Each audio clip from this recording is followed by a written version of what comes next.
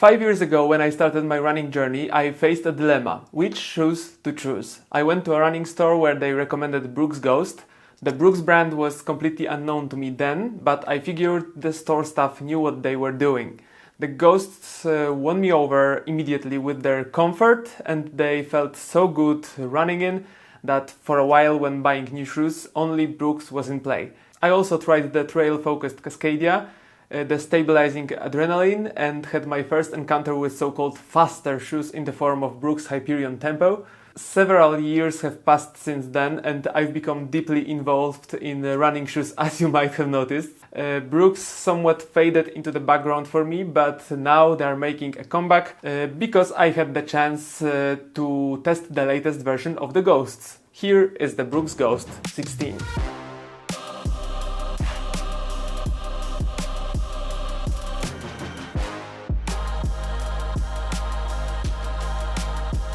Hi, I'm Michał, an amateur runner who is very into running shoes. On this channel I review gear and shoes and discuss various running related topics. If this interests you, feel free to subscribe and comment, as it really helps me reach new people. Thanks. Before I share my running experiences with the Ghosts, I must note that I received the shoes for review from Brooks, but no one influenced the opinions presented here and no one saw this video before you.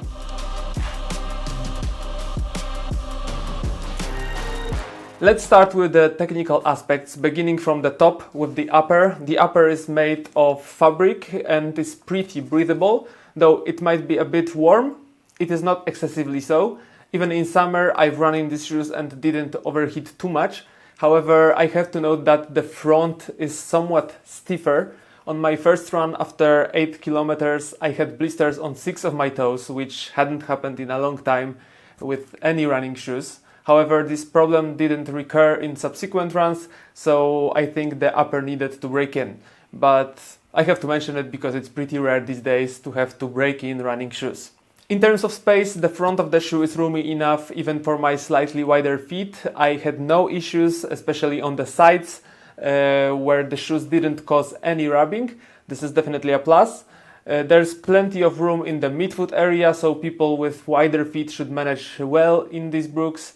And as for the heel counter, it is reinforced and quite sturdy, featuring a plastic element that makes the shoe very stiff at the back, so much so that I can't bend it in any direction. This element holds the shoe's structure firmly, and I must admit it keeps the heel stable in place, as there's not much room for movement. The heel counter is lined with a comfortable material on the inside, so the heel feels good, while the exterior is heavily reinforced, ensuring it stays in place.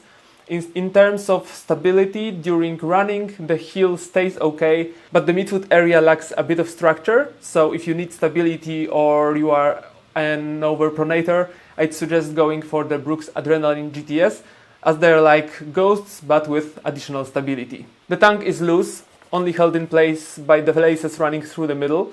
Interestingly, it didn't twist or cause any issues, so even though I generally prefer gusseted tongues, the fact that it's not gusseted didn't bother me here.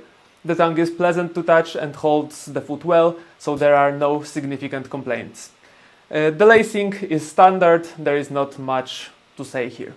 The only thing I'd add is that after my initial issue with rubbing, I tied a heel lock, which prevented my toes from sliding around, and since then I haven't had any rubbing issues, so if you experience something similar, a heel lock might be worth trying.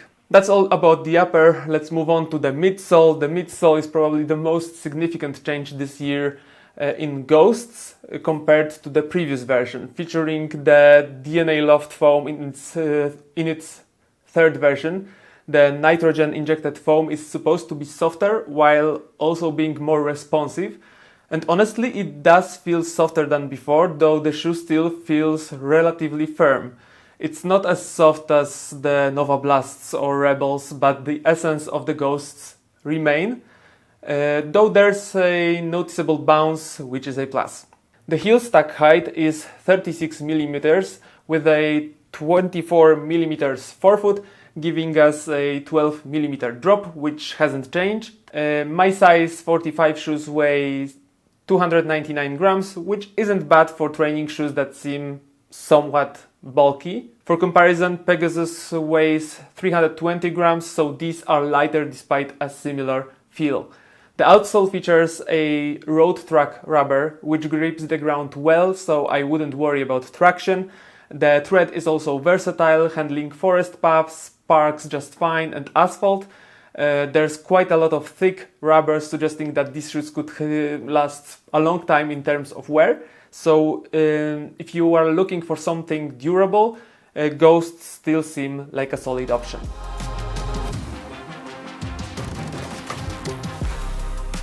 Now let's talk about how they feel to run in. Let's go through various uses for running shoes, starting with easy runs and long easy runs, where the impressions are pretty similar.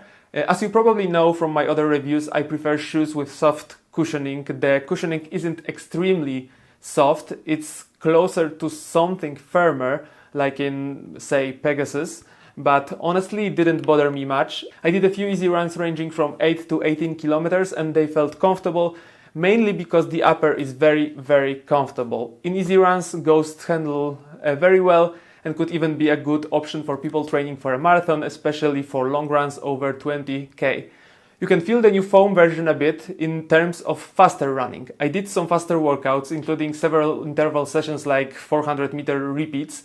I was surprised by how easy it was to pick up the speed in these shoes. The foam does provide some bounce. It's not, of course, as springy as Super Blasts or Saucony Endorphin Speed, but it's a good bounce for an all-purpose mid-range shoe. This foam upgrade has made these shoes more versatile than before.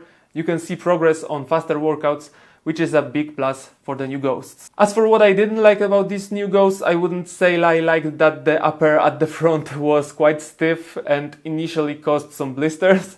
The cushioning isn't as soft as I would prefer, but I know many people like this type of cushioning, so that it might meet your expectations. And to be honest, I don't have much else to criticize. These are just reliable shoes that do their job well, and that's probably the most important thing.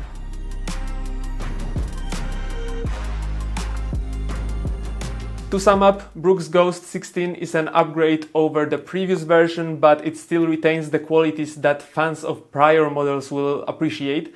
I think it's akin to the Volkswagen Golf of running shoes. It might not be exciting, but it does its job well, it's versatile, and it's unlikely to disappoint you. It's also likely to last a long time. In the mid-range training shoe segment, it's one of the firmer options, which is good news for those who prefer that type of cushioning, since most shoes nowadays are getting softer. It's undoubtedly a shoe worth considering, especially if you're looking for something that works both for running and walking, as the Ghosts are also great for walking. The price is currently €150 or $140, which is standard for mid-range training shoes. Similar shoes like the Asics Nova Blasts 4 or New Balance Rebel V4 cost about the same. However, Ghosts provide a different feel and targets a different audience. If I were to find a comparable shoe, I'd point to the Nike Pegasus 41. The Pegasus is €10 cheaper, but in my opinion, Brooks Ghost 16 is simply a much better Pegasus. So if you're considering these two options and aren't set on buying Nike, it's worth spending the extra €10 on the Brooks Ghost 16. And if you are in the US, the Ghosts are cheaper than the Pegasus, making it a no-brainer. And that's it. Thanks for watching. Let me know what you think about these shoes or their previous versions in the comments, and I'll see you in the next video soon. Take care.